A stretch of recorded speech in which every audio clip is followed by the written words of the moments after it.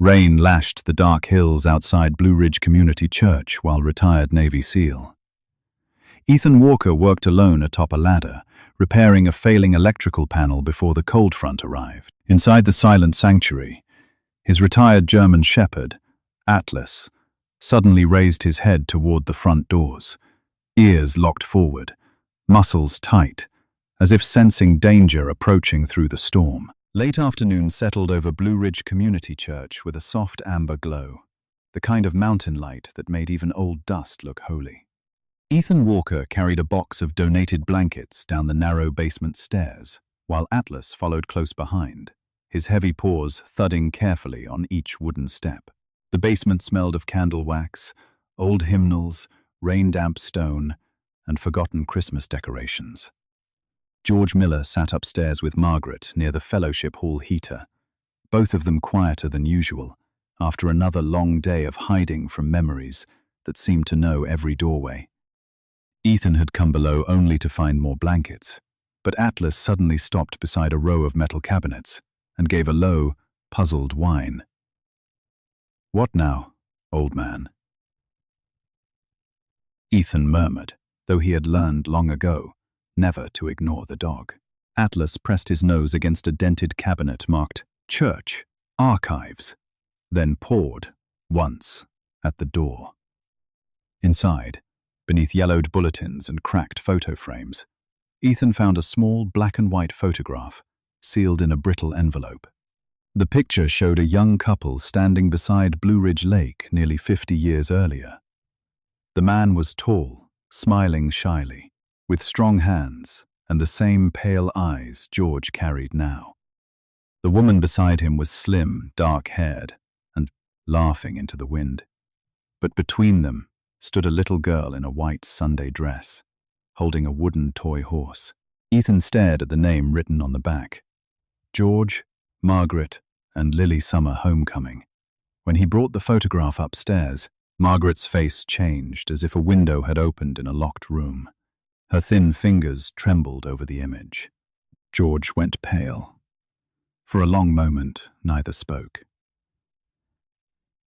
Then Margaret whispered, "We never found that picture." Lily Miller, they explained, had been their only daughter, bright as a June morning and stubborn as a mule wearing church shoes. She had vanished from their lives not by death, but by distance, pride, and one terrible argument after she married a traveling musician her parents distrusted. George, then a hard young father with work-collused hands and a temper sharpened by fear, had told her not to come back until she learned sense. Lily had left crying. Letters came for a while, then stopped. Margaret kept an empty chair at Christmas for 12 years before grief taught her to stop setting plates for ghosts. Ethan listened silently, feeling the old ache in his chest shift shape. Some battlefields had no gunfire. Some were kitchens, porches, and words spoken too late. Pastor Samuel Carter, standing near the doorway, bowed his grey head. "My mother used to say pride is the cheapest lock and the hardest one to open." George gave a broken laugh. "Then I was a rich man in locks." That evening, Emily Ross helped search the church archives. They found an old donation ledger showing that Lily had mailed money to Blue Ridge Church for years under the name Lily Harper. Tucked behind the ledger was a faded envelope addressed to Margaret. Never delivered because the church office had changed secretaries decades earlier.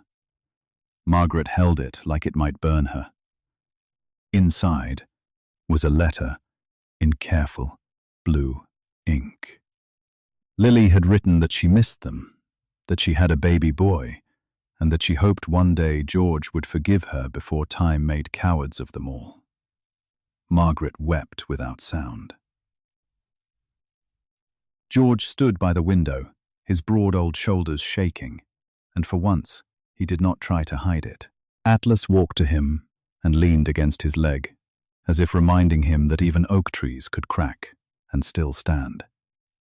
Ethan felt a strange mercy moving through the room. The photograph had not solved their troubles, but it had named an older wound beneath them. By nightfall, Emily found one more clue, a phone number written on the envelope's corner. It was old, but not useless. Her friend at the county records office traced Lily Harper to Asheville, then to a nursing home volunteer registry. Lily herself had passed away 5 years earlier, but her son was alive. His name was Daniel Harper, 46, a high school music teacher in Knoxville. He was described by the registry as quiet, patient, and beloved by difficult students, the kind of man who wore wrinkled shirts because he gave his lunch money away too often. When Samuel called him, the room held its breath. Daniel answered with a tired but gentle voice. At first, he thought it was a mistake. Then Samuel said the names George and Margaret Miller, and silence filled the line like snowfall.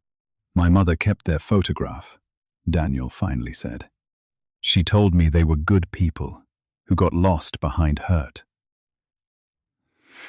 The next morning, Daniel drove through the mist to Blue Ridge Church in an old green pickup with a cracked windshield and a guitar case on the passenger seat. He was tall and lean, with Lily's dark hair, George's pale eyes, and a careful smile that looked practiced by someone afraid of wanting too much. Margaret saw him from across the fellowship hall and pressed both hands to her mouth. George tried to stand too quickly and nearly stumbled. Daniel stopped several feet away, respectful, uncertain. "I'm not here to blame anybody," he said softly. "I just wanted to see where Mum came from."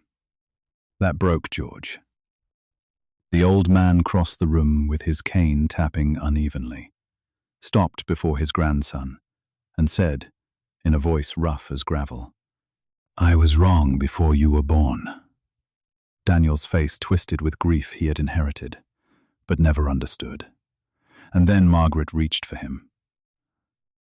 The embrace was awkward at first, 3 strangers tied by blood and regret. But then it became something larger, something almost sacred, as if the whole church had exhaled after holding its breath for 40 years. Ethan stood near the back with Atlas at his side, pretending not to be moved, which fooled absolutely no one, least of all the dog. Pastor Samuel wiped his eyes and blamed basement dust. Emily laughed through tears. Later, Daniel opened his guitar case and played the hymn Lily had loved as a girl. Margaret hummed after the first verse, her voice thin but steady. George sat beside her, holding the photograph in one hand and Daniel's shoulder with the other. Ethan watched the old couple, and something inside him softened. He had spent years believing rescue meant pulling bodies from water, fire, or wreckage. But sometimes rescue looked like an old photograph found because a dog refused to walk past a cabinet. Sometimes it sounded like a grandson's car pulling into a church parking lot. Sometimes God did not erase the years lost. He simply gathered what remained and asked love to begin there. Morning arrived slowly over the Blue Ridge Mountains, bringing thick grey fog that drifted across the church grounds and wrapped the surrounding pines in silence. The storm had weakened during the night, but the cold remained. Inside Blue Ridge Community Church, the fellowship hall felt warmer than the world outside.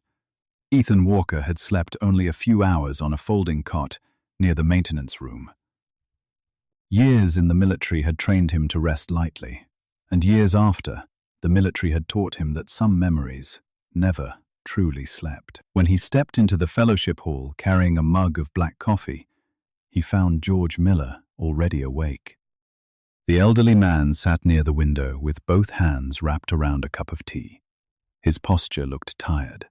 More importantly, his eyes kept moving toward the parking lot every few seconds.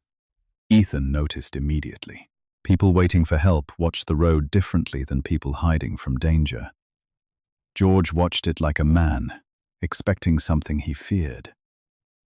Across the room, Margaret remained asleep beneath a blanket.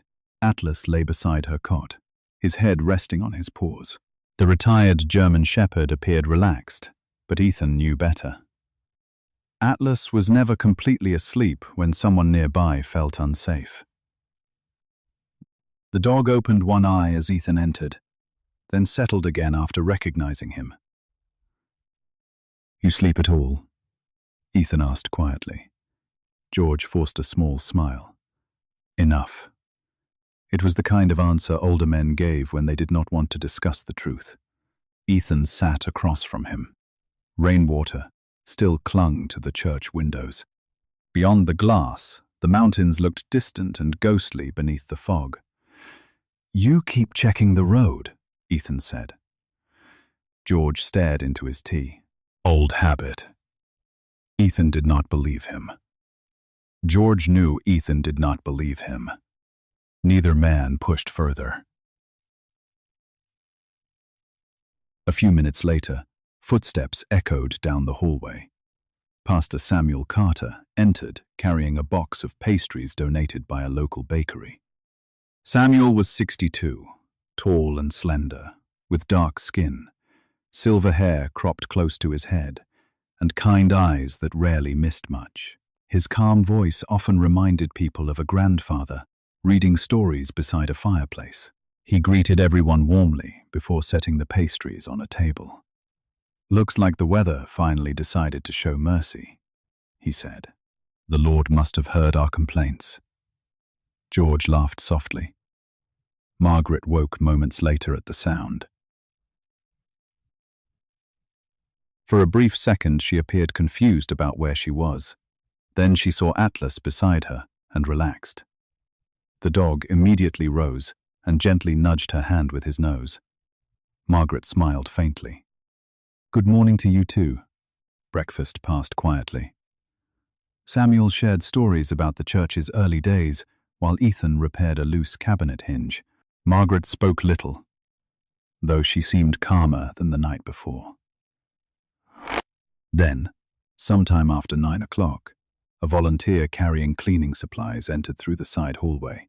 As she pushed through the door, it swung shut behind her with a loud bang. The effect on Margaret was immediate. Her shoulders jerked. The coffee cup slipped from her hands and shattered across the floor. Her breathing accelerated. Fear flooded her face so suddenly that even the volunteer froze in confusion. Atlas jumped to his feet. He moved directly beside Margaret and pressed his body against her legs. Ethan crossed the room instantly. "Margaret?" She stared toward the closed hallway door, as though it had become something alive. Her hands trembled uncontrollably. "It's all right," Samuel said gently. "Just a door." Margaret closed her eyes. She nodded, but her breathing remained uneven. The volunteer apologized repeatedly before leaving the room. Eventually, Margaret regained control, yet the incident stayed with Ethan. Normal fear did not look like that. He had seen panic attacks before. He had seen trauma before. The expression on Margaret's face belonged to someone whose mind had learned to associate a simple sound with something much worse. Later that afternoon, Samuel found Ethan replacing light bulbs in the church basement. "You're thinking about them." Ethan glanced down from the ladder. "Is it that obvious?" Samuel smiled. "Only to someone who spent years listening to people hide things." Ethan climbed down. The basement smelled of dust and old hymn books. Samuel leaned against a shelf. For a moment he seemed to debate whether to speak. Then he sighed. "My mother trusted the wrong man once." Ethan waited. Samuel rarely spoke about his family. "A financial advisor," Samuel continued. "Polite, respectable, always smiling." He convinced her he was helping. By the time anyone realized what was happening, most of her savings were gone. He looked toward the floor. The money hurt. Watching her lose confidence hurt more. Ethan listened quietly. "What happened?" "Nothing dramatic. No arrest. No courtroom. Just an elderly woman spending her final years wondering whether she had become foolish." Samuel's eyes hardened slightly. That's why you shouldn't ignore small signs. Fear leaves fingerprints long before truth arrives. The words stayed with Ethan. Throughout the day, he began noticing more details. George rarely let Margaret out of sight. Margaret startled whenever footsteps approached unexpectedly. Both avoided discussing their home. Both seemed relieved whenever Atlas remained nearby. As evening settled over the mountains, fog returned to the lake. The church grew quieter. Volunteers left. The sanctuary lights dimmed. Samuel retired to his office to prepare Sunday's sermon. Ethan made one final inspection of the electrical system before turning in for the night. He found Margaret alone in the fellowship hall. She sat beside a lamp, reading an old devotional book. Atlas rested at her feet. The room felt peaceful. Then somewhere in the building, a storage room door clicked shut, not loudly, barely more than a simple latch engaging. Yet Margaret froze. The color drained from her face. Her eyes widened. Ethan walked over slowly. Margaret. She did not answer immediately. Her gaze remained fixed on nothing. Atlas stood and pressed against her side. Tears gathered in her eyes. Margaret, you're safe here. The words seemed to reach her from far away. She blinked. Her lips trembled. Safe. Ethan pulled up a chair nearby. You don't have to tell me anything you don't want to. For several seconds she remained silent. Then she looked toward the darkened hallway. George says I worry too much. Do you? Another pause. Maybe. But neither of them believed it. The silence stretched. Finally, Margaret lowered her head. The next words escaped before she seemed aware she was speaking. Please don't make me go back to that room. Ethan felt every muscle in his body become still. Margaret covered her mouth as though surprised by her own confession. Atlas remained pressed against her side. Outside, wind rattled the church windows. Inside, Ethan suddenly understood something that changed everything. George and Margaret had not simply left home during a storm. They had fled from something waiting inside their own house. And whatever existed behind that locked bedroom door had terrified Margaret far more than the rain, the darkness, or the mountains ever could. The rain returned shortly before dawn, falling in steady sheets across the Blue Ridge Mountains and turning the church parking lot into a mirror of dark water and trembling reflections. Ethan Walker stood near the fellowship hall window with a mug of coffee in his hands, watching fog drift through the pines beyond the road. He had slept even less than the night before. Margaret's whispered plea still echoed in his mind. Please, don't make me go back to that room. The words had followed him through the darkness like a warning bell. Across the room, Atlas lay beside Margaret's chair. The old German shepherd appeared relaxed, but every few minutes he lifted his head to check on her. George sat nearby, staring into the distance. His shoulders looked heavier this morning. The burden of carrying a secret for too long had finally begun to show. Pastor Samuel Carter entered carrying breakfast biscuits from a local diner. His calm smile softened the atmosphere, but even he could sense the tension hanging over the room. Margaret thanked him politely, though she barely touched her food. Ethan noticed her hands trembling whenever conversation drifted toward home. Finally, after nearly an hour of silence, George placed his coffee cup on the table and sighed. I suppose you deserve an explanation. The room grew quiet. Margaret lowered her eyes. Samuel took a seat nearby without saying a word. Ethan waited. He had learned long ago that frightened people revealed the truth only when they felt ready. George rubbed his weathered hands together. 3 years ago I had a stroke. His voice remained steady, but his eyes carried old shame. Not a major one. The doctors said I was lucky. I recovered most of my strength. He glanced toward Margaret. But for a while, things became difficult. Margaret nodded sadly. The bills started piling up. George continued. Doctor appointments, insurance forms, property taxes, paperwork, everywhere. I've always handled things myself. Then suddenly I couldn't remember where I put half of it. Ethan understood. Independence was often the last thing proud men surrendered. That's when Lucas Bennett appeared, George said. The name seemed to darken the room. Margaret visibly tensed. Atlas lifted his head. Samuel leaned forward slightly. Who is he? Ethan asked. George gave a bitter laugh. At first, a blessing. He stared out the window. At least that's what we thought. According to George, Lucas Bennett arrived through a recommendation from a local financial services company. He presented himself as a specialist who helped elderly homeowners manage expenses, insurance claims, and investments. He was polite, professional, patient.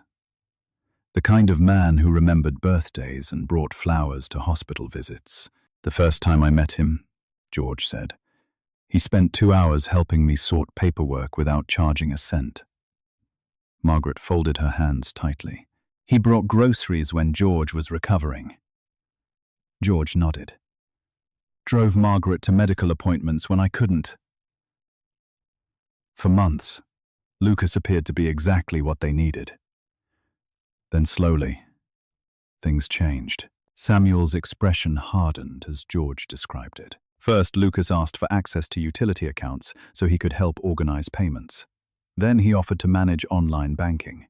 Later, he suggested forwarding financial correspondence directly to his office to prevent missed notices. None of it seemed unreasonable on its own. That was the problem. Every step looked helpful, George said quietly. Every step seemed small. Margaret stared at the floor. By the time we realized what was happening, he knew more about our lives than we did. Ethan listened carefully. He had encountered manipulation before. Rarely did it begin with threats. More often it began with trust. George explained that Lucas gradually took control of nearly every important document. Bank statements disappeared. Insurance letters arrived already opened. Medical paperwork passed through Lucas first. Whenever George questioned anything, Lucas had an explanation prepared. He always made me feel foolish for asking, George admitted. Like I was becoming an old man who couldn't keep up. Margaret finally spoke. He said stress was bad for George's recovery. Her voice shook. So he told me not to bother him with paperwork. Ethan felt anger stirring beneath the surface. Not explosive anger, the colder kind. The kind that arrived when someone used kindness as camouflage. Samuel nodded slowly. Control, disguised as assistance. George looked surprised. Exactly. The pastor folded his hands. That's how many predators operate. The conversation paused when Emily Ross arrived carrying medical supplies for a community health program. The 38-year-old nurse had auburn hair tied in a loose ponytail and tired hazel eyes that somehow managed to remain compassionate. After hearing part of the story, she sat beside Margaret. Did Lucas ever isolate you from friends? Margaret hesitated. Sometimes.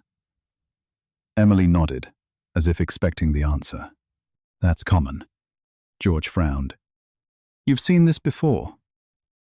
Emily looked toward the rain-streaked windows. My grandmother went through something similar. The room fell silent again. Samuel exchanged a glance with Ethan. Another piece of the puzzle. George continued. Over the last year, Lucas became increasingly interested in the Miller property. Their farmhouse sat beside Blue Ridge Lake, on nearly 40 acres of valuable shoreline. For generations, the land had belonged to the Miller family. Recently, however, several resort development companies had begun purchasing nearby properties. Land values soared.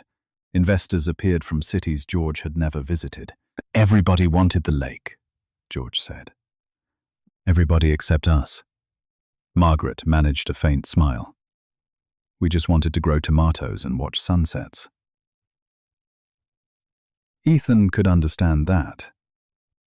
Yet, greed often followed beauty.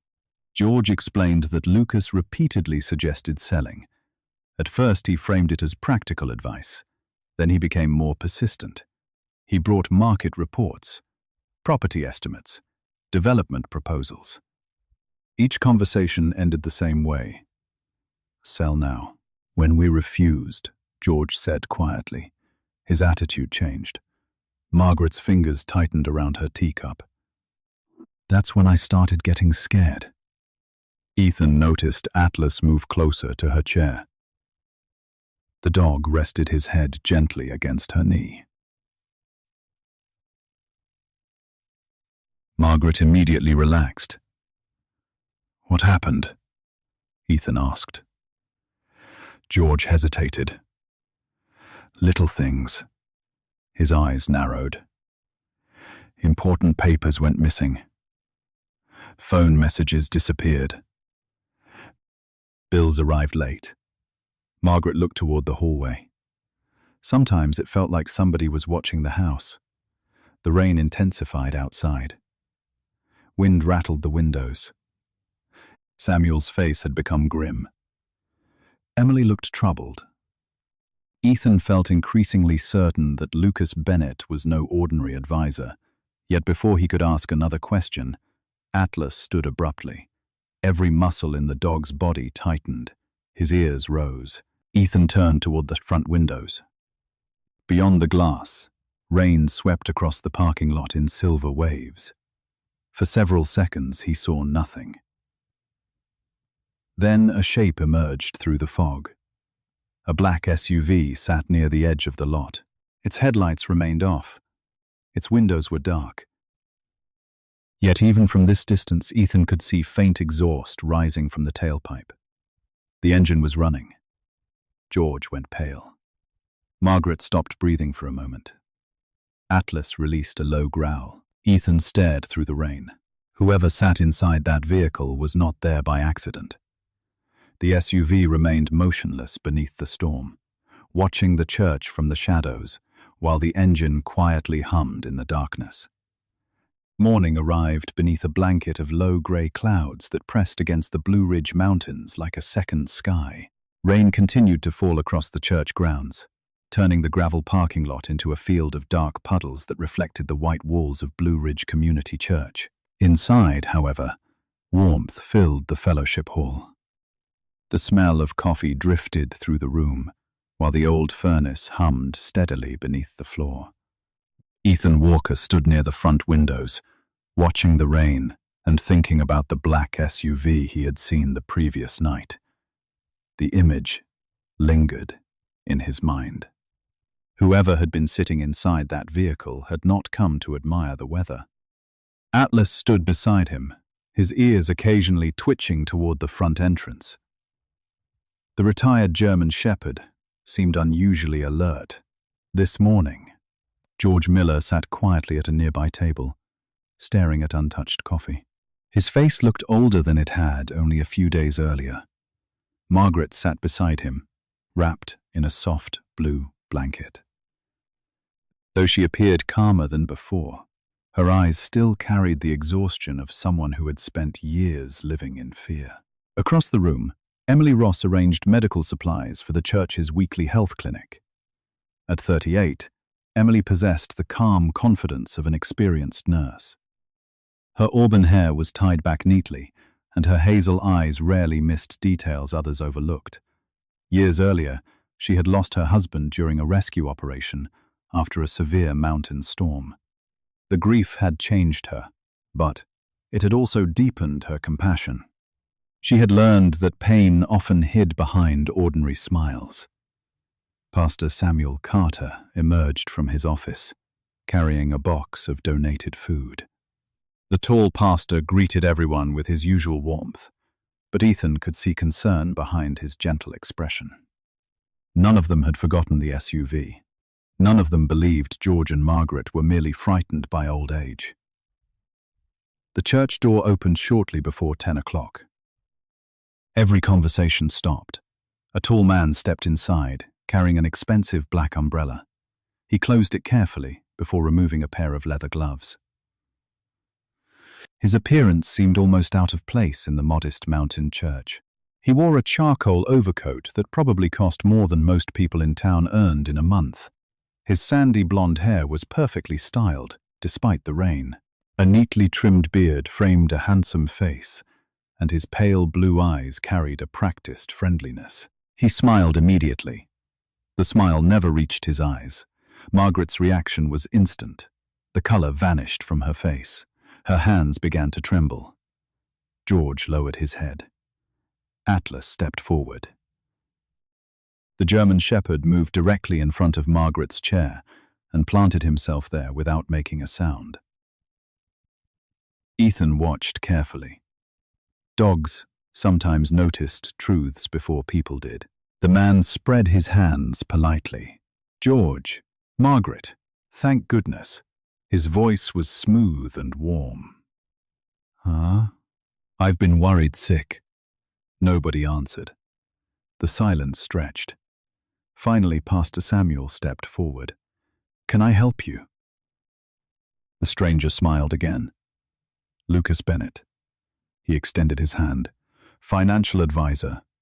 Family friend." Samuel shook it politely. Ethan noticed that Lucas's eyes immediately scanned the room. Calculating. Measuring. Assessing. "I've been looking everywhere for these two," Lucas continued. "They disappeared during the storm. Naturally, everyone became concerned." Margaret looked down at the floor. George gripped his coffee cup tightly. Lucas approached another step. Atlas immediately stood. A low growl rumbled deep inside the dog's chest. Lucas stopped. His smile flickered briefly before returning. "I see. The dog remembers me." "The dog doesn't seem to like you," Ethan replied. Lucas laughed softly. "Animals can be protective. That's admirable." Then he turned toward George. "George, Margaret, let's go home. You've had your adventure." Margaret visibly flinched at the word home. Emily noticed. So did Ethan. Lucas continued speaking in the patient tone one might use with children. "You've frightened people. You know how confused things become when routines are disrupted." George stared at the table. "We wanted some time away." Lucas nodded sympathetically. "Of course. Stress can be difficult after medical problems." He glanced toward Ethan and Samuel. "George suffered a stroke a few years ago. Memory issues occasionally create misunderstandings." The statement sounded innocent, yet Ethan recognized what Lucas was doing. He was laying foundations, quietly suggesting that anything George or Margaret said might be unreliable. Emily had recognized it too. She walked across the room and sat beside Margaret. "How are you feeling today?" she asked gently. Margaret hesitated. "Better." Lucas smiled. "See? A little rest, and she's already improving." Emily ignored him. Her attention remained fixed on Margaret. The nurse had seen similar situations before.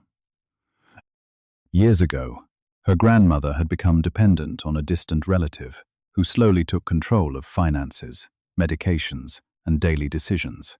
The manipulation had been subtle. Outsiders saw kindness. The victim experienced control. Emily never forgot the lesson. She watched Lucas carefully now. Every sentence he spoke seemed designed to answer questions nobody had asked. George and Margaret really should return home. Lucas continued. Their property requires maintenance. Their medications are there. Their records are there. And if they don't want to return? Ethan asked. Lucas looked at him pleasantly. Then they're not thinking clearly. The room grew colder, despite the heat. Samuel folded his arms. That's a serious assumption. Lucas sighed dramatically.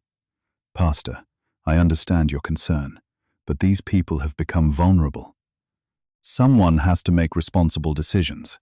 Margaret's breathing quickened. Atlas leaned against her leg. Emily placed a reassuring hand on her shoulder. Lucas took another step forward. Margaret, sweetheart, tell them everything is all right. Tell them you simply overreacted. Margaret stared at him. Fear filled her eyes. Ethan had seen fear during combat zones, disaster sites, and rescue operations. What he saw now looked frighteningly familiar. It was the fear of someone conditioned to expect consequences. Lucas's smile remained fixed. Margaret! The room became silent. Rain tapped against the windows. George lowered his face into his hands. Margaret began trembling harder. Emily squeezed her shoulder gently. You don't have to say anything you don't want to say, she whispered. Something changed then. Perhaps it was Emily's kindness. Perhaps it was Atlas refusing to leave her side. Perhaps it was the simple realization that people finally believed her. Margaret lifted her head. Tears filled her eyes. Lucas's smile weakened. Margaret, he said, more firmly. She looked directly at him for the first time. Her voice emerged as little more than a whisper. Please stop. Lucas blinked. The mask slipped for only a second. Long enough for Ethan to notice. Long enough for Samuel to notice. Long enough for Emily to notice. Margaret's tears finally spilled down her cheeks. You told me nobody would believe me. Lucas opened his mouth. She continued speaking. You said George was confused. You said I worried too much. The room held its breath. Then came the sentence that changed everything. Margaret began crying openly. He locks the bedroom door every night. Silence followed. Absolute silence. Even the rain seemed distant. Lucas's smile vanished completely. For the first time since entering the church, he looked genuinely unsettled. George slowly raised his head. Samuel's expression hardened. Emily stared at Lucas with growing disbelief. Ethan felt Atlas move slightly forward, still standing between Margaret and the man she feared. The mask of kindness that Lucas Bennett had worn so carefully was beginning to crack, and everyone in the room could finally see what was hiding underneath. Morning arrived beneath a sky, the color of cold steel. Low clouds drifted over Blue Ridge Lake while a sharp wind swept across the water, bending the reeds along the shoreline and rattling the bare branches of the oaks surrounding the Miller property. Ethan Walker stood outside Blue Ridge Community Church, watching Sheriff Bill Harris step out of a county patrol truck. The sheriff was a large man in his early 50s with broad shoulders, weathered features, and a thick grey mustache that made him look permanently serious. Years of law enforcement had carved deep lines around his eyes, but those eyes remained sharp. He carried himself with the steady confidence of a man who preferred facts over rumors. Behind him came Pastor Samuel Carter and Emily Ross. George and Margaret remained at the church. The old couple had agreed to let the others inspect the property, but neither had wanted to return. That fact alone troubled Ethan. People usually wanted to go home. George and Margaret seemed relieved to stay away from theirs. Atlas jumped from Ethan's truck and immediately began scanning the area. The retired German shepherd's ears twitched toward the lake, as if he already sensed something waiting. Sheriff Harris adjusted his jacket. "All right," he said. "Let's take a look." The drive to the Miller farmhouse took less than 20 minutes. The road followed the lake through dense forest before opening onto a stretch of land overlooking the water. The property was beautiful. Even beneath grey skies, it looked like something from a painting. A weathered farmhouse sat near the shoreline, surrounded by gardens, fruit trees, and rolling fields. Yet as Ethan stepped from the truck, the place felt wrong. Beautiful places usually felt lived in. This place felt abandoned while people still occupied it. Samuel noticed it too. "A house can lose its warmth long before it loses its owners," he murmured. Sheriff Harris approached the front porch. The door was locked, but George had provided a spare key before they left the church. The sheriff opened it and stepped inside. A stale smell greeted them immediately. Not the smell of neglect exactly, something worse. The smell of a home where life had slowly retreated. Emily frowned. "The air feels strange." Ethan understood what she meant. The living room appeared neat at first glance. Furniture stood where it belonged. Pictures remained on the walls. Yet closer inspection revealed troubling details. Unopened mail covered a side table. Utility notices lay beneath magazines. Several envelopes carried red warning stamps. "These should have been addressed months ago," Emily said. Sheriff Harris carefully examined them. "Interesting." Ethan moved deeper into the house.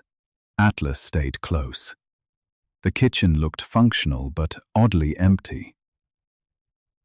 The refrigerator contained little food. A calendar hung near the sink with several dates marked in red ink. Most notes involved appointments. Every appointment carried the same initials. L. B. Lucas Bennett. Ethan felt anger stir in his chest. Samuel opened a cabinet. "Look at this." Inside were dozens of prescription bottles. Some belonged to George. Others belonged to Margaret. Many appeared full despite being months old. Emily examined several labels. Her expression darkened. "These medications should have been taken regularly." "Meaning?" asked Ethan. "Meaning somebody either prevented them from using them properly or controlled when they had access." Silence followed. Sheriff Harris wrote notes in a small notebook. Then Atlas moved toward the hallway. The dog stopped beside a bedroom door. Ethan followed him. The room beyond was simple. A bed, 2 nightstands, a dresser.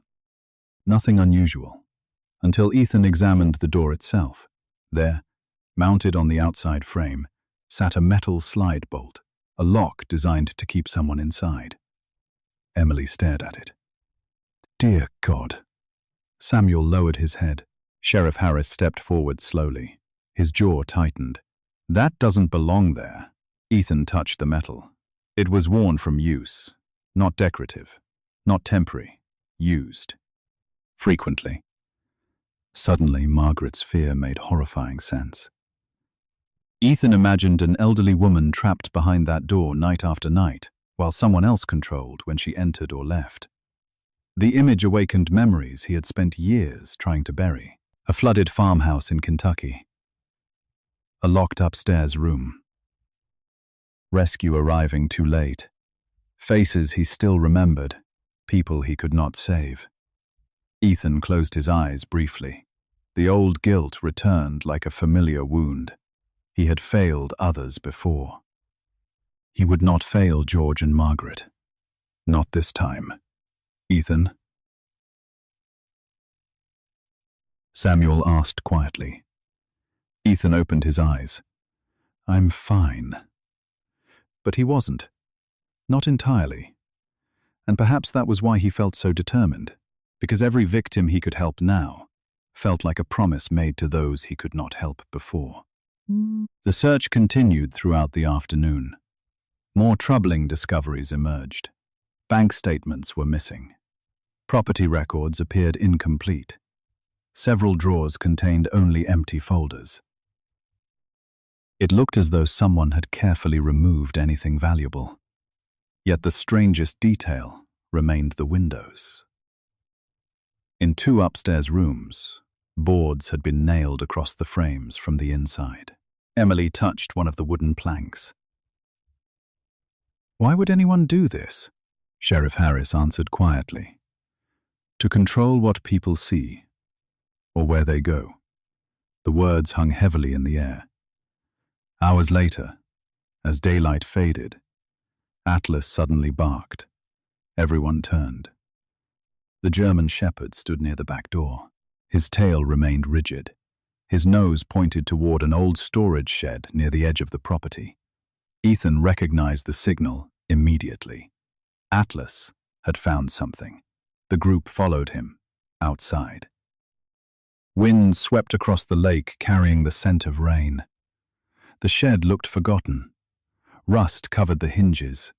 Weeds grew around the foundation. Atlas pushed through the partially open door and disappeared inside. Seconds later, he barked again. Ethan entered first. Dust coated everything. Old tools hung from walls. Fishing gear occupied shelves. Then Atlas stopped beside a stack of wooden crates. He pawed the floor repeatedly. Sheriff Harris knelt beside him. Together they moved the crates. Hidden beneath them sat a metal box. It had been wrapped in plastic and tucked out of sight. "Well?" the sheriff said softly. "That doesn't look accidental." Ethan lifted the box onto a workbench. Harris opened it carefully. Inside lay torn documents, unopened bank correspondence, property tax notices, and several folders stuffed with paperwork. Emily picked up one of the letters. These were addressed to George. Samuel found another, and these never reached him. Sheriff Harris examined a thick document near the bottom. His face hardened. "You all need to see this." Ethan looked over his shoulder. It was a property transfer agreement.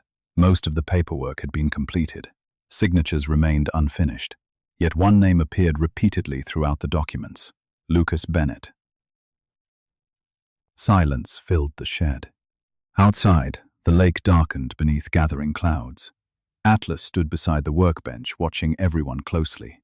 Ethan stared at the papers and felt certainty settle over him. They were no longer dealing with suspicion. They were dealing with evidence. And somewhere beyond the fading light, the man responsible was probably already wondering whether his secrets remained hidden. A cold rain fell over Blue Ridge Lake throughout the morning, turning the shoreline into a blur of grey water and drifting mist. The discovery inside the storage shed had changed everything. What had once been suspicion was now evidence. Ethan Walker stood near the fellowship hall window at Blue Ridge Community Church, watching raindrops race down the glass while Atlas rested beside his boots. The old German shepherd seemed calmer than he had been in days, as though finding the hidden documents had confirmed what his instincts had sensed from the beginning. Across the room, George and Margaret Miller sat together at a wooden table. The elderly couple looked exhausted. Yet for the first time since arriving at the church, Ethan noticed something else in their faces: hope. Small and fragile, but present. Sheriff Bill Harris had spent most of the previous evening reviewing the documents found in the shed. Early that morning, he had called someone he trusted. Now that person was arriving. A dark blue sedan pulled into the church parking lot shortly after 9 o'clock. A woman stepped out, carrying a leather briefcase and a thick waterproof folder. She moved with confidence despite the rain. Rachel Adams was 46 years old, tall and athletic, with sharp green eyes and shoulder-length chestnut hair streaked with a few strands of silver she never bothered to hide.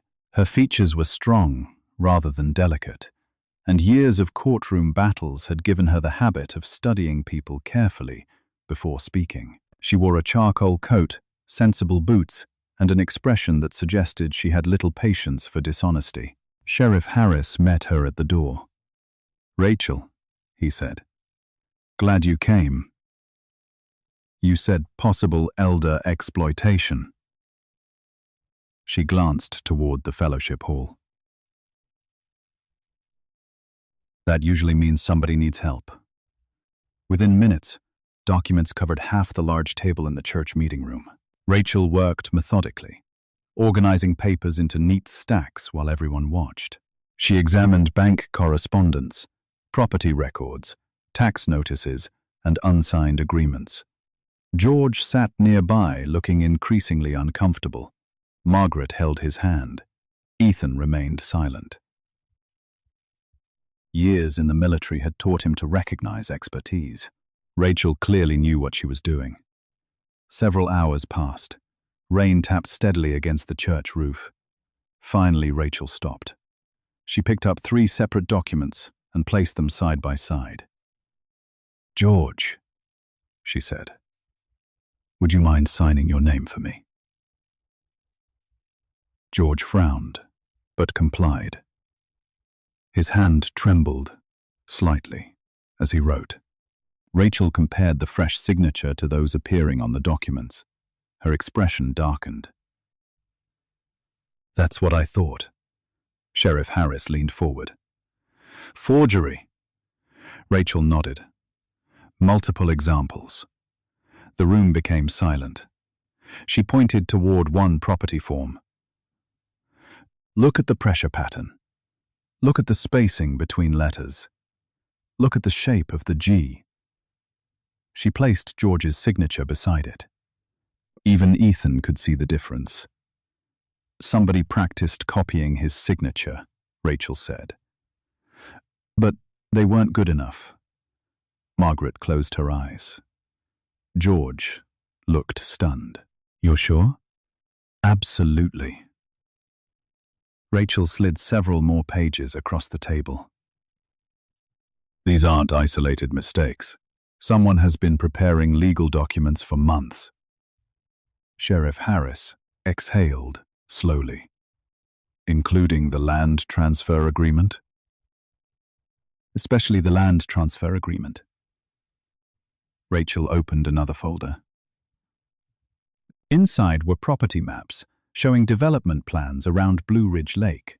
Several parcels had already been purchased by investment groups. The Miller property sat directly between them. "This land is worth far more than George and Margaret probably realize," Rachel explained. "A resort company has been quietly buying shoreline access around the lake."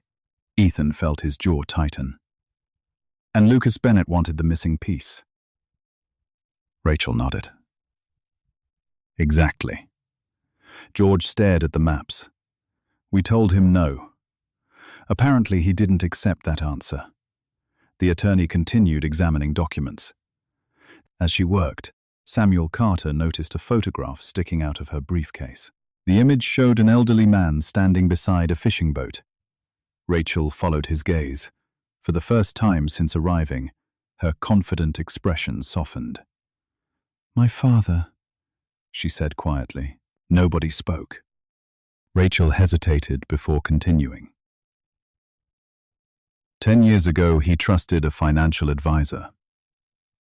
Nice man, charming, helpful.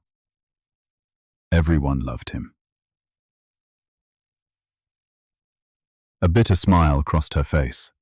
By the time we learned what was happening, most of Dad's retirement savings were gone. George lowered his head. Margaret squeezed his hand tighter. Rachel folded her arms. The money hurt. Watching him blame himself hurt worse. Her eyes returned to the paperwork. That's why I stopped working corporate law. Cases like this matter. Ethan understood. Some battles became personal long before they became professional. The afternoon passed as Rachel built a timeline.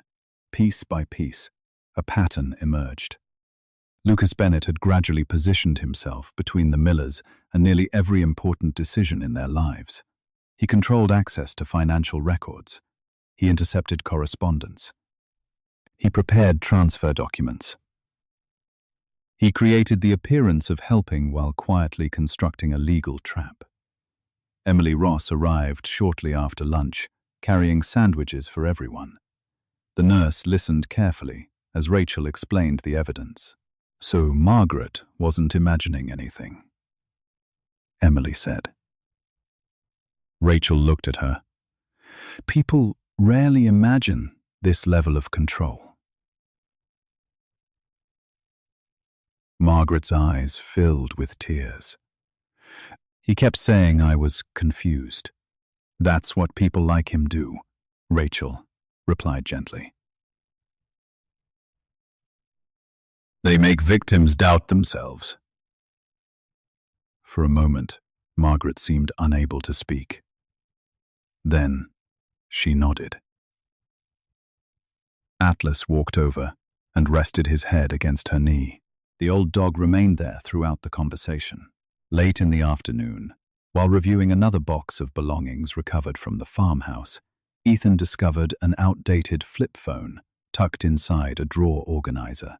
George, he said, holding it up. Yours? George adjusted his glasses. I haven't seen that thing in years. Sheriff Harris took the phone. Mind if we check it? George shrugged. If it still works. The battery barely held a charge, but after connecting it to a charger, the phone powered on. Most of the contents appeared ordinary. Old contacts, family photographs, forgotten messages. Then Harris noticed several audio files. Interesting. Rachel looked up. What kind of files? Voice recordings. George frowned. I don't remember making recordings. Ethan leaned closer. Harris selected the most recent file and pressed play. Static crackled through the speaker. For several seconds, nobody spoke. Then, a familiar voice emerged. Smooth, calm, dangerous. Lucas Bennett. The room froze. George, the recording said, you need to stop making this difficult. Silence followed. Then George's voice answered weakly. I'm not signing. Another pause. Lucas laughed softly. The sound made Margaret visibly tremble. You really should reconsider. No. Lucas sighed. If Margaret ends up cold, frightened, and alone because you refuse to cooperate, that responsibility belongs to you. The room became completely still. Even the rain seemed to disappear. The recording continued. Sign the papers, George. Otherwise I can't guarantee she'll be comfortable this winter. Emily covered her mouth. Samuel closed his eyes. Rachel stared at the speaker without blinking. Sheriff Harris slowly stopped the recording. Nobody moved. Nobody spoke. The threat had been delivered politely, almost gently. Somehow that made it worse. Ethan looked toward George and Margaret. The old couple sat together holding hands. Years of fear suddenly made terrible sense. Rachel finally broke the silence. That recording changes everything. Sheriff Harris nodded. Yes, he said quietly. I believe it does. Outside, rain continued falling across Blue Ridge Lake. But inside the church, the truth had finally begun to emerge from the shadows. Rain swept across the Blue Ridge Mountains as darkness settled over the valley, carrying cold wind from the lake and rattling the stained glass windows of Blue Ridge Community Church. The storm felt strangely familiar to Ethan Walker. It reminded him of the night George and Margaret had first appeared at the church doors, frightened, soaked, and desperate for shelter. Yet tonight the atmosphere inside the church was different. Fear was still present, but it no longer ruled the room. Warm lights glowed above rows of folding chairs that had been arranged throughout the fellowship hall. Members of the church community filled nearly every seat. Elderly couples sat beside young families. Volunteers stood along the walls. Pastor Samuel Carter moved quietly among them, offering reassuring smiles. Sheriff Bill Harris stood near the entrance, with the calm patience of a man accustomed to difficult confrontations. Rachel Adams organized folders containing copies of bank statements, forged documents, property records, and photographs. Emily Ross guided Margaret Miller gently toward the front row, while Atlas walked beside them. The retired German shepherd looked older than he once had, his muzzle silvered by time, but there was still something noble in the way he carried himself. When Margaret sat down, Atlas lowered himself beside her feet and rested his head against her leg. Margaret reached down and stroked his neck. For the first time in many years, she found herself looking around a room without wondering who might hurt her. Everywhere she looked, people nodded kindly. Some smiled.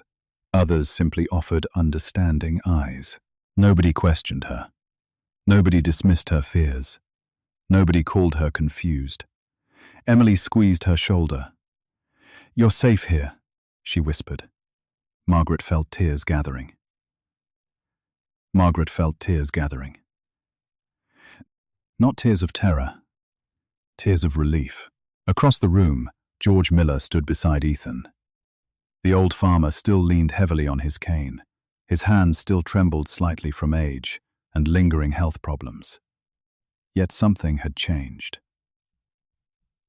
Ethan noticed it immediately. George was no longer avoiding eye contact. He was no longer shrinking into silence. He looked tired, but he no longer looked defeated. "You all right?" Ethan asked quietly. George released a nervous breath. "Not really." Ethan smiled faintly. "Good. Means you understand how important tonight is." George chuckled, despite himself. The church clock struck 7. The sound echoed through the hall. Almost immediately, headlights appeared through the rain outside. Conversation stopped. Every eye turned toward the windows. A black SUV rolled slowly into the parking lot. The same vehicle Ethan had seen lurking outside the church days earlier. The engine remained running even after it stopped. Nobody moved. Nobody needed to. They had expected this moment. Sheriff Harris adjusted his jacket. Rachel closed her folder and stood. Samuel folded his hands. Atlas lifted his head. The driver's door opened. Lucas Bennett stepped into the rain. Even from a distance, he looked polished and composed. His expensive overcoat fit perfectly. His hair was neatly styled. His confident posture suggested a man who still believed he controlled the situation. He walked toward the church entrance and entered without knocking. The room greeted him with silence. Lucas paused. For the first time, uncertainty flickered across his face. He had expected frightened victims. He had expected confusion. He had expected isolation. Instead, he found a room full of witnesses. "Well," he said smoothly, "this is quite a gathering." Nobody responded. Lucas glanced toward George and Margaret. "There you are," he said with an artificial smile. "I've been worried about both of you." Margaret immediately felt tension return to her body, but Atlas pressed gently against her leg. Emily remained beside her. The support around her felt stronger than the fear. Lucas continued, "George, Margaret, this misunderstanding has gone far enough. Everyone here has been filling your heads with nonsense." Rachel stepped forward. Interesting choice of words. Lucas looked toward her. "And you are?" "Rachel Adams."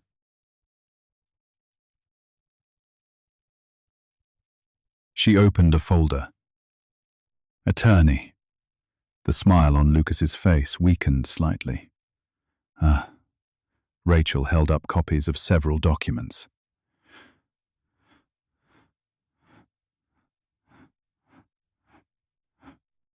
Care to explain these signatures?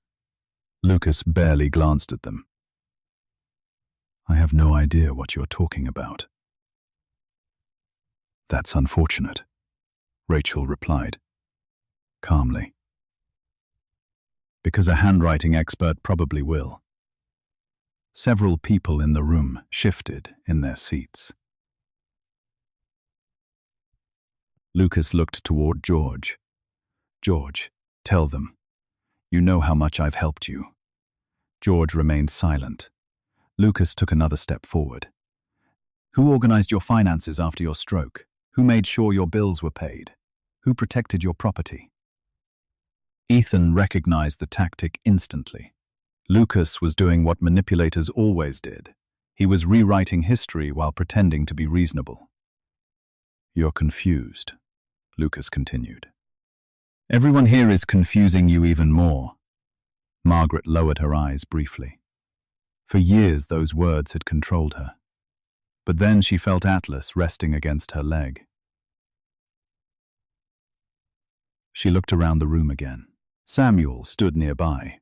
Emily smiled encouragingly. Rachel looked determined. Sheriff Harris watched Lucas carefully. The congregation remained silent, but supportive. Suddenly, the fear that had dominated her life felt smaller. Lucas turned his attention toward her. Margaret, he said softly, tell them you've been under stress.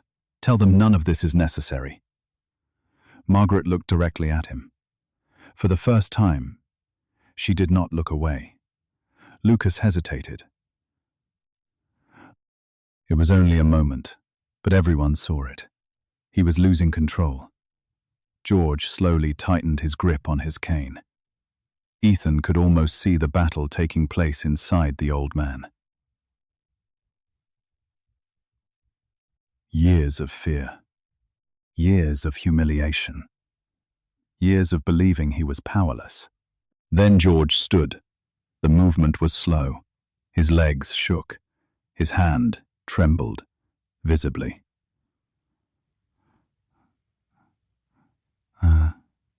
Yet he stood. The entire room became silent. Lucas stopped speaking. George looked directly at him. You didn't help us. Lucas blinked. George. No. George's voice remained shaky, but the word cut through the room like a blade. You didn't help us. Lucas attempted a smile. You're upset. You controlled us. The smile weakened. You isolated us. Lucas's eyes narrowed. George, you don't understand. I understand more now than I have in years. The old farmer took a deep breath. Margaret watched him through tears. Emily smiled softly. Samuel lowered his head in quiet gratitude. Rachel folded her arms. Even Sheriff Harris looked impressed. George continued. You made us doubt ourselves. His voice grew stronger. You made Margaret afraid. You made me ashamed. You wanted our land. You wanted our future. Lucas's composure finally cracked. The polished mask slipped. Anger appeared beneath it. You have no idea what you're talking about. Several people gasped softly. It was the first genuinely honest thing he had said all evening, because the kindness was gone. Everyone could finally see what had been hiding underneath. George stepped forward, one pace. For years, we were afraid of you. Margaret stood beside him. Atlas immediately rose as well. Not anymore, she whispered. Lucas looked around the room, searching for support. He found none.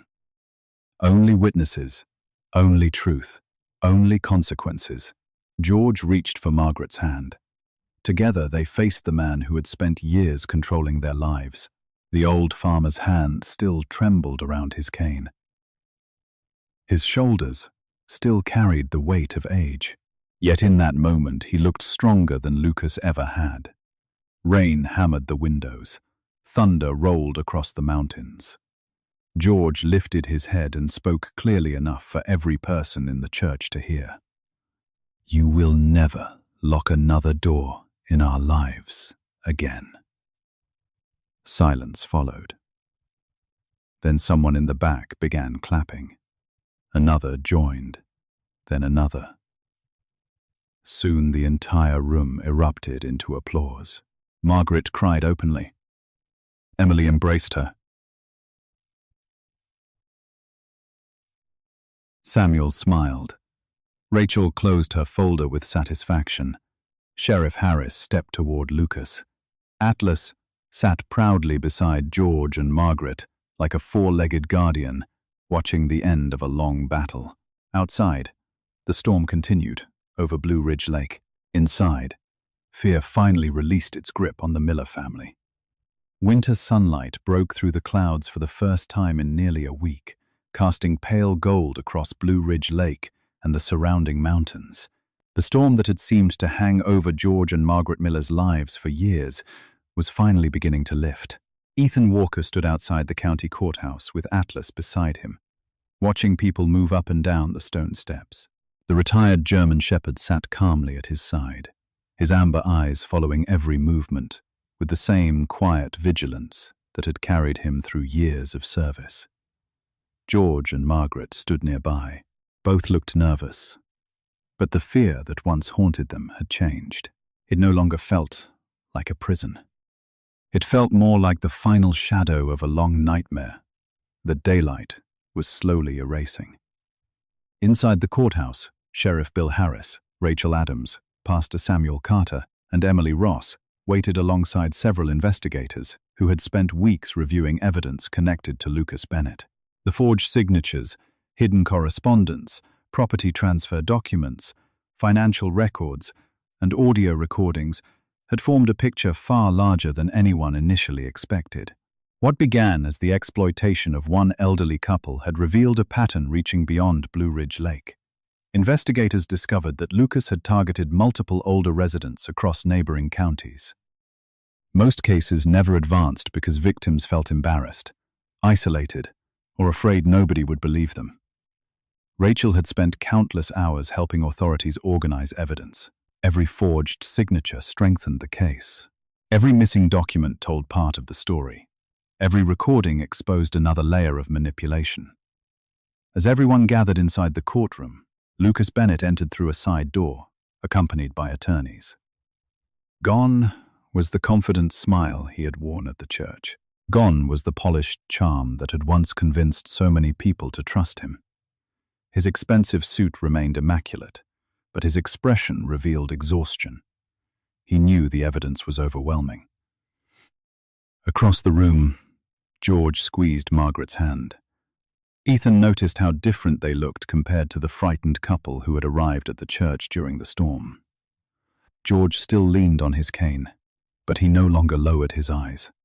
Margaret still carried sadness from what she had endured, but she no longer seemed trapped inside it. The hearing lasted most of the morning. Investigators presented documents showing forged signatures. Financial experts testified regarding suspicious transfers.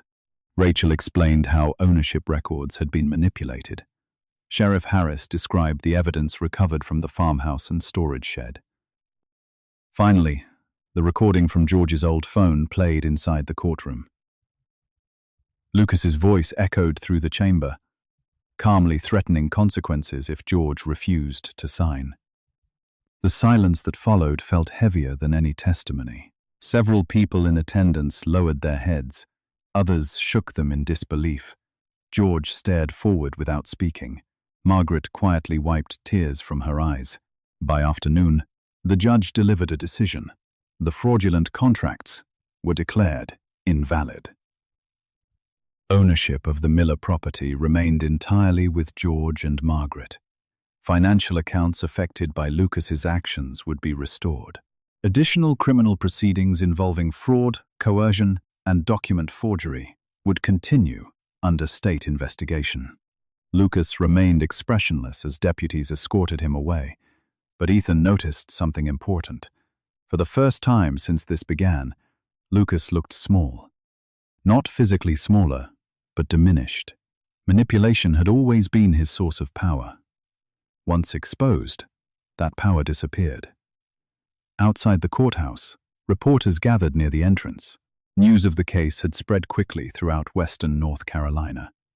Several development companies immediately distanced themselves from the scandal. The resort corporation that had hoped to acquire shoreline properties announced it was suspending negotiations indefinitely. Nobody wanted their name connected to the growing controversy.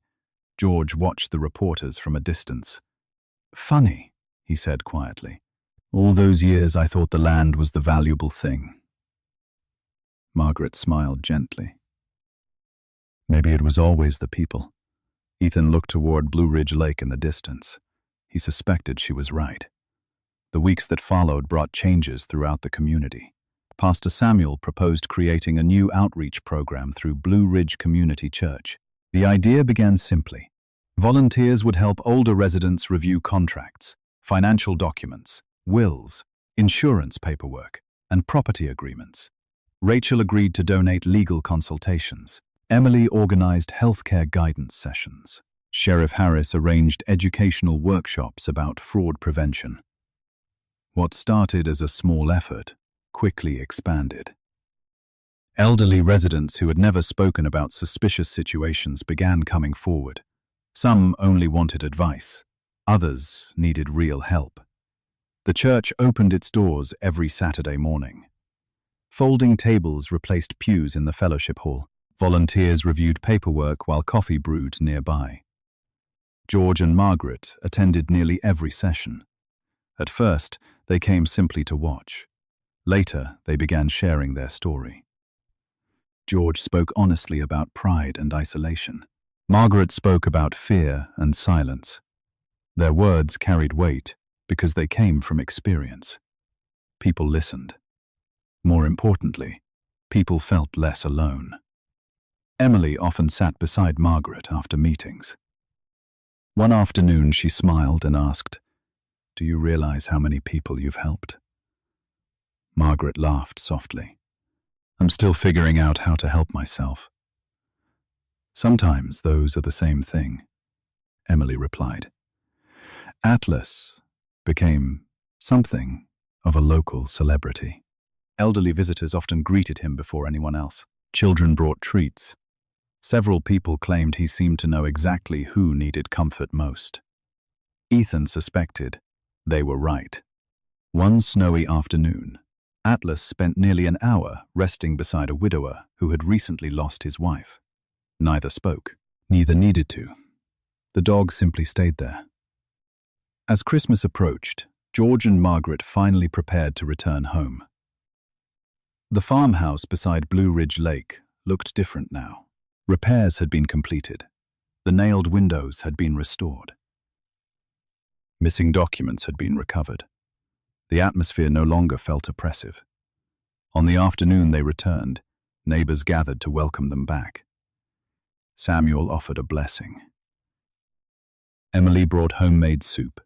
Rachel stopped by, carrying a stack of completed legal paperwork. Sheriff Harris arrived with a basket of groceries from local businesses. Ethan helped unload supplies while Atlas explored the yard. When evening arrived and everyone departed, silence settled over the property. The good kind of silence, the kind that belongs to peaceful places. George stood in the hallway, looking toward the bedroom door. For a moment he simply stared at it. Then he reached out and pushed it fully open. The door remained that way. No lock, no bolt, no fear. Margaret stepped beside him. Tears filled her eyes.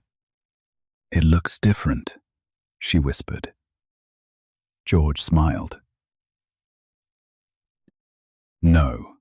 He wrapped an arm around her shoulders. "It finally looks like home again." Later that night, moonlight reflected across Blue Ridge Lake. The bedroom door remained open. The hallway remained open. Every room remained open.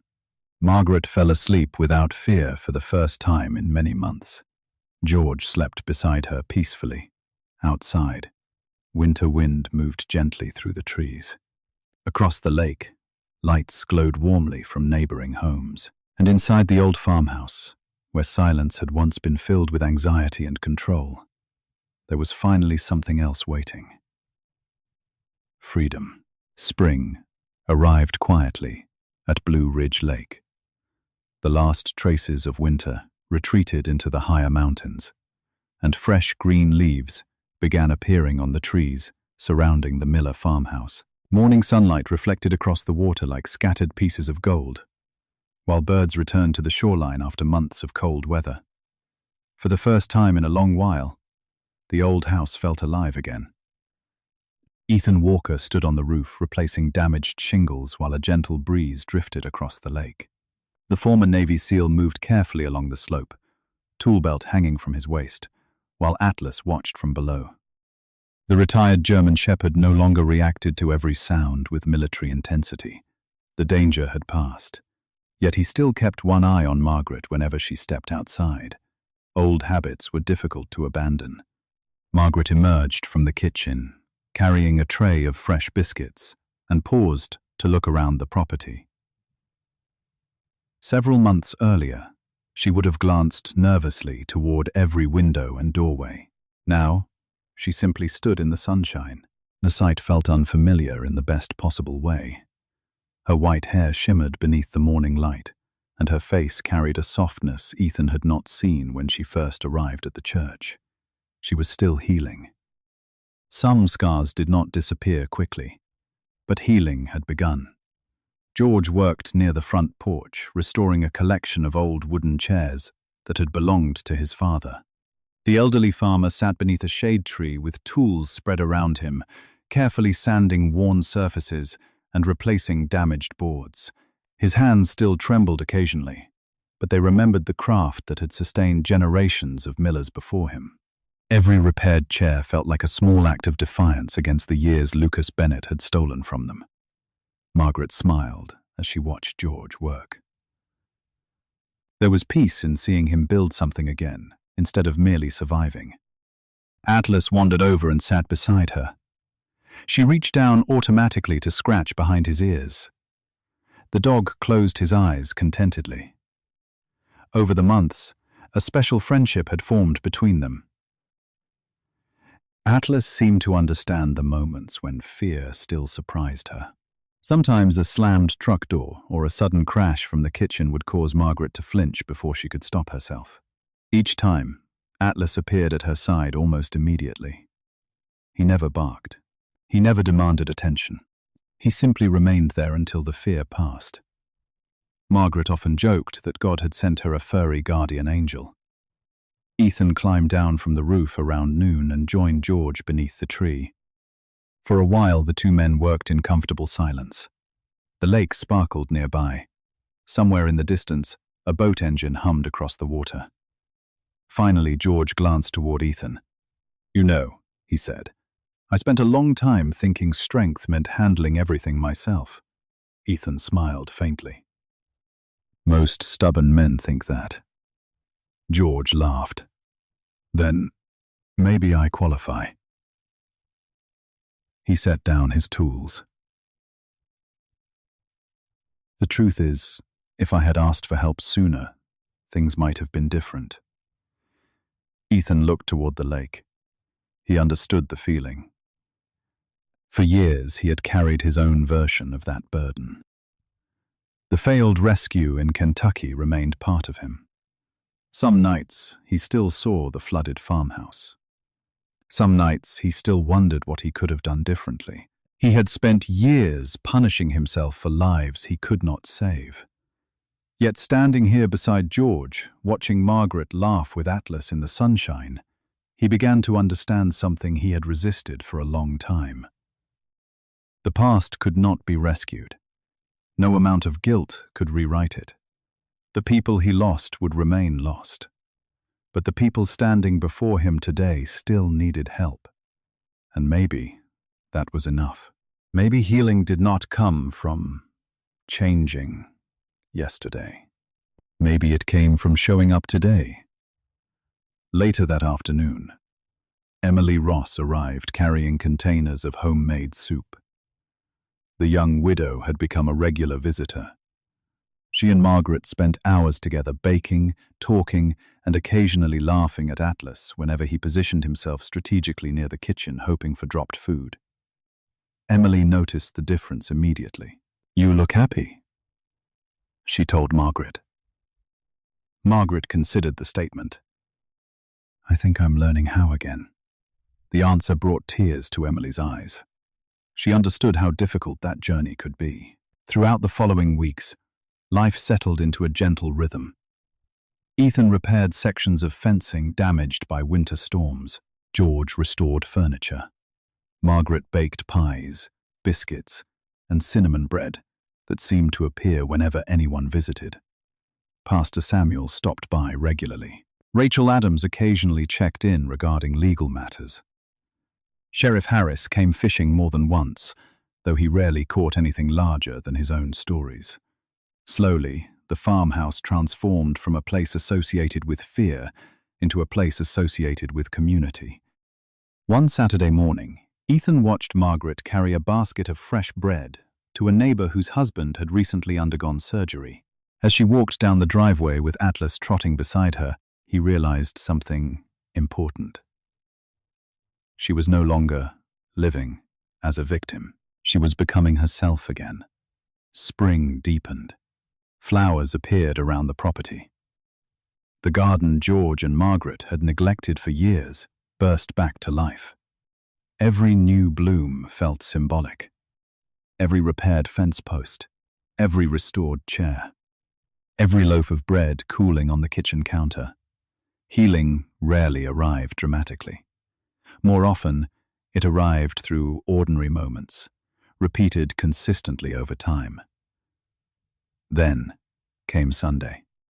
Blue Ridge Community Church filled with families, visitors, and longtime members. Sunlight streamed through the stained glass windows, painting colors across the wooden floor. Pastor Samuel delivered a sermon about perseverance and grace. Ethan sat near the back with Atlas resting beside him. George and Margaret occupied a pew near the front. When the service neared its end, Samuel invited anyone who wished to share a testimony.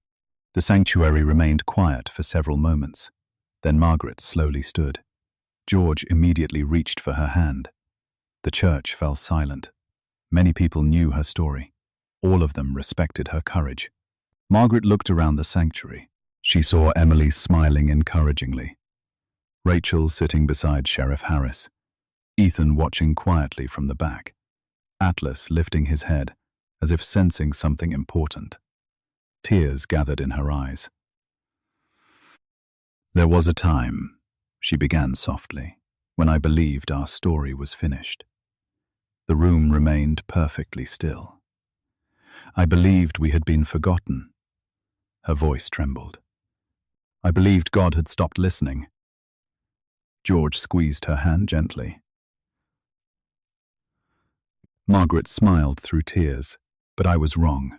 Sunlight touched the stained glass windows behind her. "I thought God had forgotten us," she continued. "But he was simply sending help by a different road." Several people wiped tears from their eyes. Even Ethan felt emotion tightening his throat. Margaret looked toward Atlas. The old German shepherd had moved to lie beside the pew near her feet. "Sometimes help arrived on 4 legs," she said, causing gentle laughter to ripple through the congregation. Then she looked at George. "Sometimes it arrived through people who refused to look away." Silence followed. Warm, peaceful, complete. In that moment, surrounded by friends, sunlight, and hope, the wounds of the past no longer felt like chains. They felt like scars.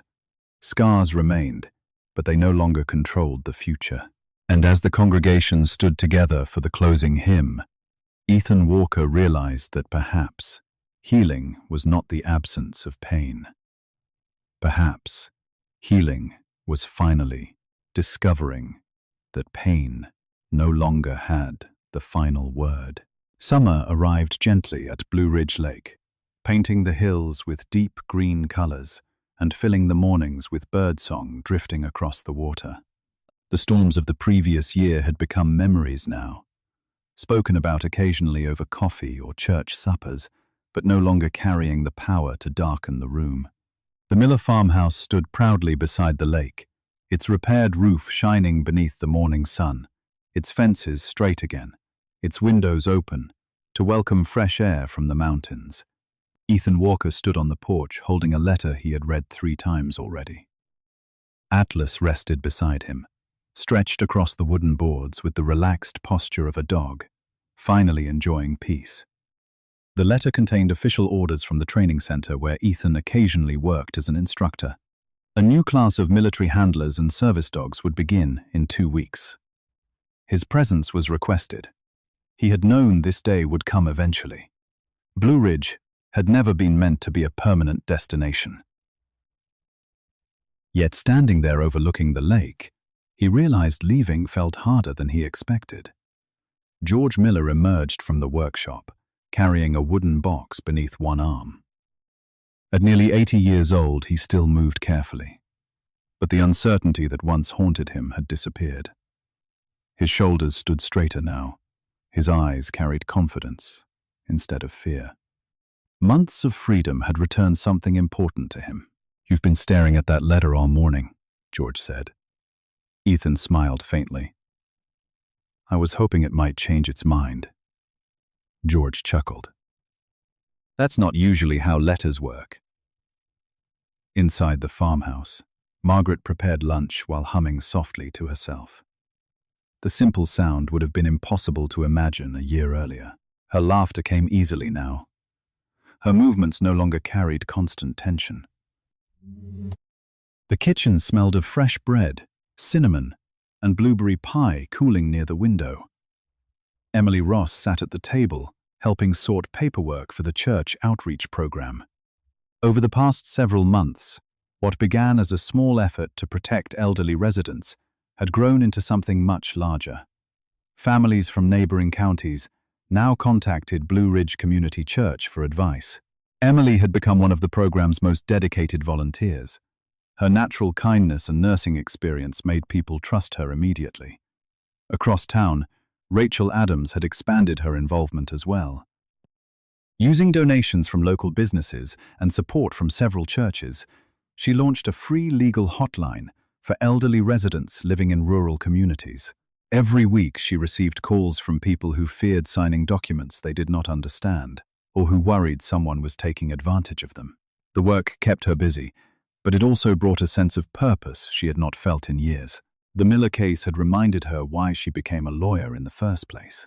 That afternoon, friends and neighbors gathered at the farmhouse for what everyone insisted was not a farewell party, despite the fact that it clearly was. Sheriff Bill Harris arrived carrying a fishing rod he claimed Ethan should borrow permanently. Pastor Samuel brought a homemade pecan pie. Emily brought enough food to feed twice the number of guests expected. Children ran across the yard while adults sat beneath shade trees sharing stories. Atlas wandered among them, accepting scratches and treats with the quiet dignity of a retired hero. As evening approached, the gathering moved closer to the porch, overlooking the lake. Sunlight turned golden across the water. George cleared his throat and stood slowly. "Before Ethan disappears back into the world," he said, causing several people to laugh, "Margaret and I have something for him." Ethan immediately shook his head. "You don't need to." "Too late," Margaret interrupted. "We already did." She carried a small wooden box and handed it to George. The old farmer extended it toward Ethan. The box itself was beautiful, crafted from walnut, polished smooth, with careful details carved along the edges. George had clearly spent many hours creating it. Ethan opened the lid. Inside rested an old Navy SEAL insignia badge. For a moment, he simply stared. He recognized it instantly. Years earlier, before arriving in Blue Ridge, he had lost the badge while helping repair part of the farmhouse during one of his early visits to the area. He searched for days without finding it. Eventually, he assumed it was gone forever. Now it lay inside the wooden box, polished until it gleamed in the fading sunlight. Ethan looked up. "Where did you find it?" George smiled. "Under a floorboard in the workshop. Months ago," Margaret added. "He's been working on that box ever since." Ethan carefully lifted the badge. For reasons he could not entirely explain, emotion tightened his throat. Military decorations had never mattered much to him. What mattered were the people connected to them. The memories, the sacrifices, the years. George nodded toward the badge. "You spent a long time helping us rebuild our home. I figured it was only fair we returned something you lost." Ethan swallowed hard and closed the box gently. "Thank you," Margaret smiled. "We're not finished." She bent down beside Atlas. The German shepherd immediately wagged his tail. From behind her chair, she produced a folded blue cloth. It was a handmade scarf stitched from soft fabric. Near one corner, embroidered in careful white letters, was a single name: Atlas. The dog tilted his head as Margaret tied it loosely around his neck. Laughter spread through the group. Atlas appeared very pleased with the attention. "Every hero deserves a proper gift," Margaret declared. Ethan looked at the old dog. Atlas sat proudly with the blue scarf around his neck, completely unaware that he had become the center of everyone's affection. Yet perhaps, Ethan thought, he understood more than anyone realized. The sky darkened slowly as the evening continued. Stories were shared. Photographs were taken. Promises were exchanged. Eventually, guests began leaving. One by one, vehicles disappeared down the road. At last, only Ethan, Atlas, George, and Margaret remained on the porch overlooking the lake. The stars emerged above the mountains. "You know," George said quietly, "I used to think courage looked like soldiers in movies." He glanced toward Ethan. "Turns out sometimes courage looks like asking for help." Margaret nodded. "And sometimes it looks like listening." Ethan looked out across the water. The lake reflected moonlight in long silver streaks. "Sometimes," he said softly, "it looks like refusing to give up on people." The next morning arrived bright and clear. Ethan loaded his truck, while Atlas jumped into the passenger seat, wearing his blue scarf. George and Margaret stood in the driveway. Emily, Samuel, Rachel, and Sheriff Harris had come to say goodbye as well. There were handshakes, hugs, more promises to visit. Then Ethan climbed behind the wheel. For a moment, nobody spoke. Finally, he started the engine. The truck rolled slowly down the driveway. In the rearview mirror, he saw the Miller farmhouse growing smaller. The porch light remained on despite the daylight. The windows stood open. George and Margaret waved from the front yard. Behind them, laughter drifted from the kitchen where Emily and Samuel were already arguing about whose pie recipe was better. Ethan smiled. Atlas rested his head against the door and watched the house disappear behind them. The road curved along Blue Ridge Lake. Golden sunlight spilled across the water. And as Ethan drove toward whatever waited next, he carried something far more valuable than an old badge. He carried proof that sometimes miracles do not arrive with thunder or flashing lights. Sometimes they arrive as a soldier willing to listen, a dog willing to protect, and a community willing to open its doors to souls who believed they had been forgotten. As this story comes to an end, perhaps the greatest lesson is that miracles do not always arrive the way we expect. Sometimes we pray for a thunderbolt from heaven, a sudden answer, or a dramatic rescue. Yet God often works through ordinary people with extraordinary hearts. He sends a neighbor who notices our pain, a friend who refuses to walk away, a stranger who chooses compassion over comfort, or even a loyal dog whose instincts lead others toward the truth. George and Margaret believed they had been forgotten. They believed their voices no longer mattered and that no one could see their suffering. But God had not abandoned them. He was already moving, quietly arranging people, moments, and opportunities that would eventually bring them back into the light. In our own lives, there may be seasons when we feel trapped behind doors we cannot open, carrying burdens nobody else can see. If you are living through such a season today, remember that God's timing is different from ours. A delayed answer is not the same as abandonment. A closed chapter is not the end of the story. Sometimes the help you are praying for is already on its way, traveling by a road you cannot yet see. If this story touched your heart, please share it with someone who may need encouragement today. Leave a comment and tell us where you are watching from and what lesson spoke to you most. Your words may become the hope someone else needs to read.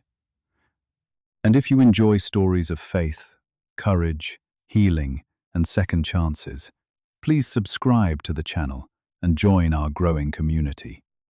May God bless you and your family with peace in difficult times, strength when your path feels uncertain, wisdom in every decision, and loving people who will stand beside you when you need them most. May your home be filled with hope, your heart be filled with faith, and may you never forget that even in the darkest night, God is still working behind the scenes, preparing a new morning.